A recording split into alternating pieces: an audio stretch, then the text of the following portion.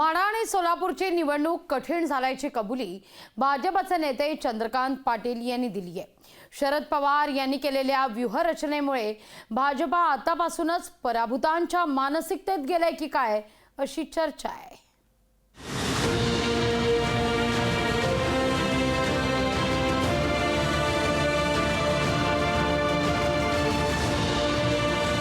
माढा आणि सोलापूरमध्ये निवडणुकीचा प्रचार सुरू होण्याआधीच भाजपनं शस्त्र टाकल्यासारखी स्थिती आहे। सोलापुरात प्रणिती शिंदे विरुद्ध राम सातपुते आणि माढ्यात धैर्यशील मोहिते पाटील विरुद्ध रणजितसिंह नाईक निंबाळकर असा सामना होतो। प्रचारात आता कुठं रंग भरत चालले असतानाच भाजपनं मात्र आताच पराभव स्वीकारला की काय अशी स्थिती आहे। भाजप नेते चंद्रकांत पाटलांनी मंगळवेढ्यात माढ्याची निवडणूक कठीण झाल्याची जाहीर कबुली देऊन टाकली।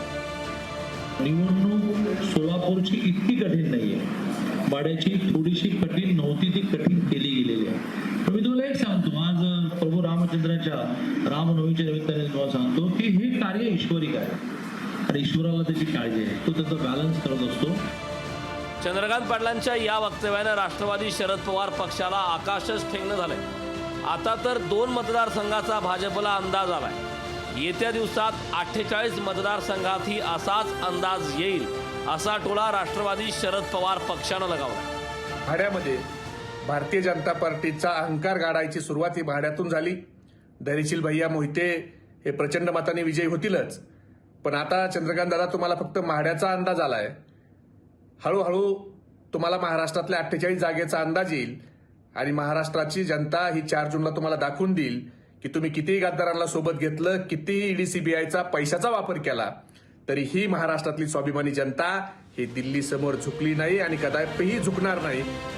पश्चिम महाराष्ट्रात यावेळी तुतारी वाजूच द्यायची नाही अशी रणनीती भाजपची होती, पण आताचं चित्र पाहता शरद पवारांनी पश्चिम महाराष्ट्रातील राजकीय चित्रच बदलून टाकलंय असं म्हणण्याची वेळ आली। पंढरपूरहून अभिराज उबाळेसह ज्योत्सना गंगणे, लोकशाही मराठी, मुंबई। लोकशाही मराठी ऐका, पहा, जागरूक रहा।